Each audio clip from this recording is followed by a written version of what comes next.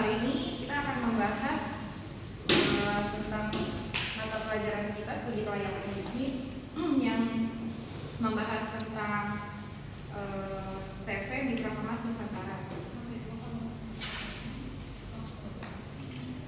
Si Mitra Kemas Nusantara ini dia berdiri dari tahun 2017 sampai hari ini, beralamat di Duta Bandara Permai, Blok ZU 8 nomor 8. Jumlah karyawannya ada 14 orang. Jenis produknya itu packaging, makanan, minuman, dan souvenir.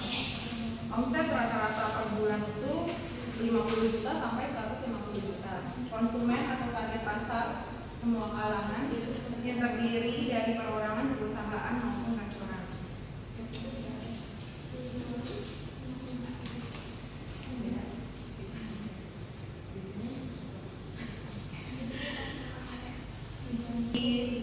Perusahaannya yaitu menjadikan CV Mitra Kemas Nusantara itu sebagai kemasan andalan keluarga Indonesia hingga UMKM.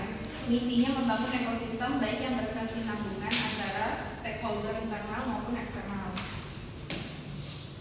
Struktur organisasinya di sini ada ownernya ada dua ya, yaitu Ibu Octavian dan Ira Sulimin. Karyawannya ada terdiri dari sales, pengiriman, penadian, tim packaging, sama office boy. Nama-namanya di sini ya. Nah, ini foto tempat usahanya si Mitra Kemas. Ini adalah produknya. Bentuk usahanya itu adalah CV ya. Iya. Yang dikelola sama Ibu Octavian sama Ira Sulimin sejak tahun 2017. Udah terdaftar, dia mendapatkan izin SIUP, terus akte notaris dan izin RT/RW setempat. Biaya-biaya untuk pembelian dan penjualannya itu kita bisa lihat di sini ya. Ada terdiri dari dessert, mouse, smash, sandal, garpu, burger box, cup puding. Di sini ya bisa dilihat.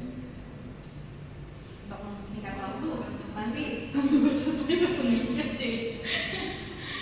Nah, terus pendapatan konsumennya ini kita asumsiin dengan minimal pembelian produk diambil dari harga rata-rata yang tadi 260.000 dikali 10 sama dengan 2.600.000 per hari dikali 30 hari atau 1 bulan senilai 78 juta. Artinya rata-rata target penghasilan minimal yang bisa didapatkan dalam 1 bulan adalah 78 juta. Ini adalah biaya tetapnya, terdiri dari meja, kursi, laptop, printer, handphone, sewa tempat, gaji karyawan, dan total fixed cost-nya adalah 66 juta. Ini adalah biaya variabel cost-nya yang terdiri dari plastik, kertas, listrik, air minum, telepon, internet, bensin. Biaya variabel cost-nya itu terdiri dari 3.075.000. Ini harga-harga pembeliannya ya, modalnya. Nah, selanjutnya akan disambung oleh teman saya di Theodora. Belum selesai. Oh iya. Untuk aspek manajemen di sini, pertama melakukan stock outlet kesimpulan sekali untuk menjaga kualitas barang di gudang agar tidak loss. Kemudian adanya ini dalam periode 3 bulan sekali untuk membahas kinerja perusahaan untuk mengevaluasi dan mulai perkembangannya. Kemudian melakukan pembagian job desk pekerjaan yang jelas, terus struktur organisasi sederhana, membuat alur perintah dari atasan dapat tersalurkan dengan baik dan juga terintegrasi. Dan di sini jam kerjanya dari jam 8 pagi sampai jam 5 sore. Terus jika lebih dari jam 5 sore dia akan mendapatkan upah bulan. Kemudian untuk aspek pemasaran di sini kita perusahaan ini melakukan promosi seperti dari sosial media kayak Instagram, TikTok, Facebook. Terus juga ada e-commerce juga. Terus ada sales dari perusahaan untuk meningkatkan penjualan tiap hari. Ada sales yang memang spesialis untuk menawarkan dan juga menjual barang. Dan kemudian paham dengan tren dan terus mengikuti perkembangan zaman.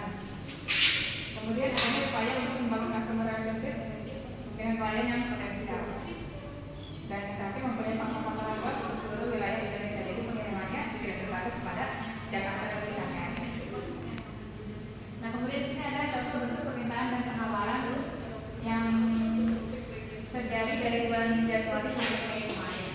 Jadi biasanya kalau kita menawarkan produk 350 untuk bulan Januari, biasanya itu permintaan konsumen itu terbeli sampai 300. Jadi biasanya dalam setiap bulan itu kita pasti ada sisa stok barang sebesar 50 untuk anak-anak.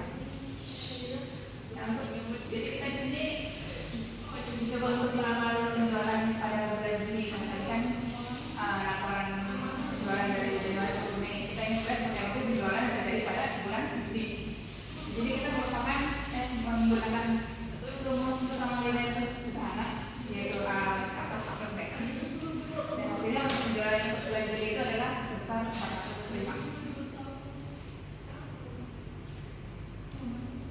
Nah, tadi kan kita meramal untuk bulanan. Sekarang kita akan mencoba untuk tahunan. Dari sini kita lihat dari tahun 2017 sampai tahun 2023 itu penjualannya itu dari awalnya 2.500 sampai akhirnya 4.200. Kita mau coba tahu di tahun 2024 jadi penjualannya berapa sih? Masih pakai rumus yang sama, yaitu kita mendapatkan hasil sebesar 4643. Nah, kemudian kita berbicara mengenai aspek teknik dan teknologi. Pertama, menggunakan internet sehari-hari, memakai perangkat teknologi seperti laptop dan juga handphone untuk menunjang penjualan dan menjalin hubungan dengan customer. Terus kemudian menggunakan teknik first in first out atau disebut dengan FIFO untuk menjaga kualitas barang jual agar tetap baik dan agar tidak terlalu lama simpan di gudang biar tidak gampang rusak juga. Yang kemudian ada sistem pembukuan dan laporan masih menggunakan Excel. Kemudian di aspek ekonomi dan lingkungan, perusahaan mampu menyerap tenaga kerja untuk nilai sekitar sehingga berdampak baik pada perekonomian. Kemudian perusahaan mampu mengolah limbah dengan baik sehingga tidak ada sampah, kesehatan dan lingkungan tidak tercemar. Dan kemudian memiliki etika bisnis yang baik sehingga dapat diterima oleh masyarakat sekitar. Dan adanya pelatihan mengenai pekerjaan sehingga potensi karyawan bisa ditingkatkan dengan melakukan kerja dari perusahaan. Nah, kesimpulannya adalah pasar luas, namun dibutuhkan upaya promosi yang lebih. Sebenarnya dia punya potensi. Ada baiknya melakukan perancangan budget untuk promosi secara khusus. Yang berikutnya, meski pelatihan sudah berjalan dengan baik, ada baiknya terus dikembangkan agar perusahaan dan SDM tidak pernah ketinggalan zaman. Terus untuk dampak pada lingkungan hidup sudah baik karena mampu menjaga tenaga dan aktivitas operasional tidak mengganggu warga sekitar. Dan yang terakhir, adanya potensi pertumbuhan menurut perhitungan pengenalan sebenarnya mengabaikan banyak variabel lainnya. Terima kasih. Sekian presentasi dari ekonomi. Apakah ada yang bertanya? Ya. Nama saya Malia. Di sini kan di aspek pasar ini paham dengan tren dan terus mengikuti perkembangan zaman ya. Kalau boleh tahu di ini si CV apa? CV Mitra Kemas. CV Mitra itu sebelumnya kemasannya itu kemasan plastik kan, maksudnya belum sampai yang kayak sekarang. Karena kan ini kan begitu tren ya. Apakah ini udah termasuk tren terbaru terkini atau nanti itu akan di nextnya itu akan diikuti tren-tren yang terbaru? Karena setahu saya di agen-agen tuh masih rata-rata masih kayak gini. Iya. Boleh. Oke, terima kasih teman-teman. Iya. Kalau yang modern mall itu kan sebenarnya produk lama ya. Yang tadi kan kita ambil cuma salah satu contoh. Ya kalau misalnya yang sekarang itu kan dia ada produk kemasan yang kayak buat puding, ada langsung teng-tengannya kayak gitu. Terus buat maupun kemasan menta yang langsung ada tutupnya itu. Jadi dia mengikuti yang pasar yang lagi marak nih, kayak misalnya makanan tuh apa gitu. Jadi nanti dia yang hype-nya apa dia langsung kayak cari untuk distributor yang ada ngelayanin yang lain gitu. Jadi dia ikutan jual gitu. Berarti produknya nggak cuma yang ada di Iya. Dia produknya banyak ya, bisa dilihat sih di kakak itu toh. Berarti yang ini tren, maksudnya ini produk Itu salah satu aja. Iya. Tapi yang terbarunya itu ada banyak. Pasti ada. Iya. Thank you. Kayak macam sendok yang langsung ada garpunya gitu. Iya. Ya kan? Bahannya juga Oh, semua di di plastik. sini juga. Iya. Berarti distributor ya? Iya. Kasih ya. Ya, perkenalkan nama saya Yuri Dausna. Di sini saya akan bertanya untuk yang kalian bahas ini tentang CV Mitra Kemas Nusantara.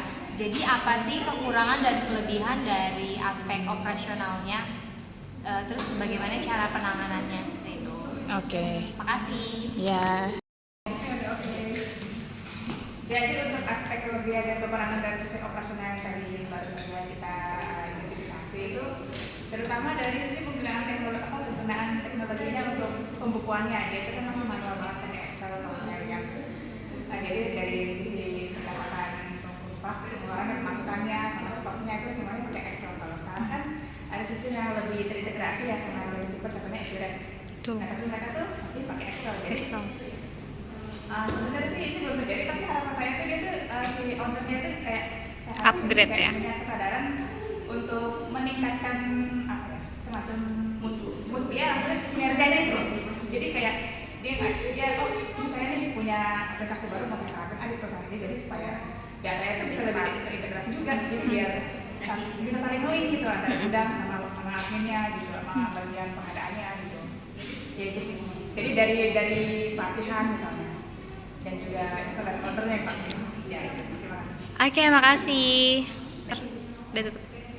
Ya, sekian presentasi dari kelompok 1 mengenai studi layar bisnis CPD Kompas Nusantara. Bila ada kekurangan kami mohon maaf karena kami juga masih belajar. Untuk pelatihannya kami ucapkan terima kasih.